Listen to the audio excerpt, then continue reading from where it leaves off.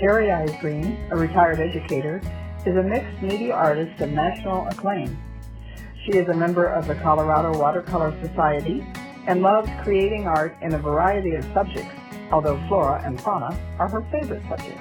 Light and color on natural forms capture my interest. Expressing these effects through art feeds my soul.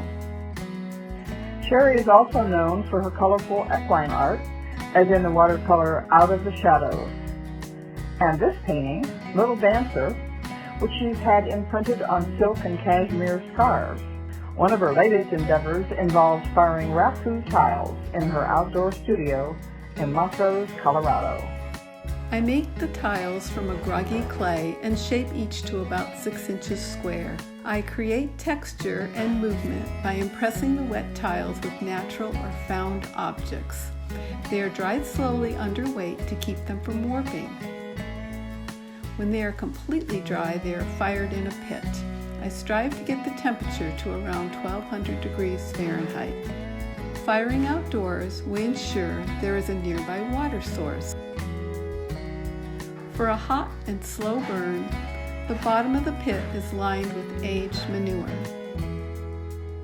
Leaves, twigs, and scrap wood are layered on top. Next, we fire it up. Hardwood and garden pruning scraps make a strong, hot blaze. We feed the fire and burn it down into coals. To avoid too much thermal shock to the unfired clay, I bring the tiles to a temperature up to 550 degrees over the course of several hours in my kitchen oven. When the tiles are preheated, I carry them to the fire pit. You may notice that some of the tiles have a wrap of aluminum foil, which adds extra color. Tiles go into the fire pit one at a time.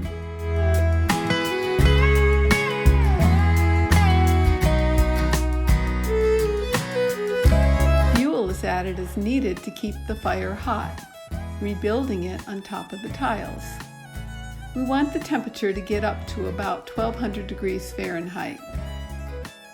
There's a lot of kindling ash and hot coals on top of the clay tiles. When the tiles have been in the blaze for about an hour, manure is added on top to achieve a hot, slow burn.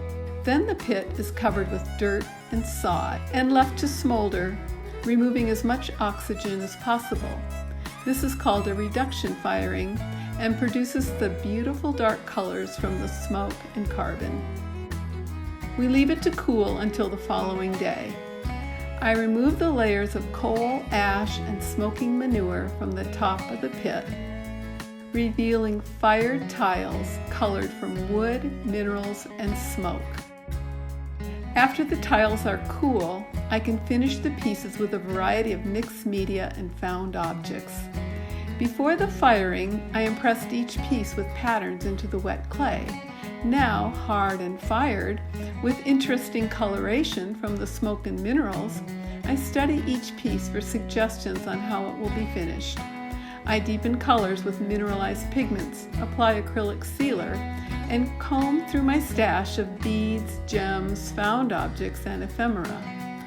Arranging and rearranging these objects until I'm satisfied with the composition, each assemblage is ultimately born and ready for a new life in a collector's home. I call these pieces Beyond Raku. This one is titled Finding the Key. It's finished with an antique key, pewter, rusty metal, copper, and ceramic found objects, colored with mineralized and smoke pigments. Cedar and Rose features a preserved peace rose grown from my garden, glass beads, pewter and fiber found objects, and colored with mineralized and smoked pigments. Steampunk is one of my favorite pieces from this first Raku series. It has bottle caps, a rusty spike, brass, pewter, ceramic, and nickel found objects, including a Civil War button, all finished with mineralized and smoked pigments. Layers is wrapped with silver-plated copper wire. It contains rusty metal, antique sheet music, handmade paper, a carved wooden chopstick, and a porcelain and platinum disc. It is also finished with mineralized and smoked pigments.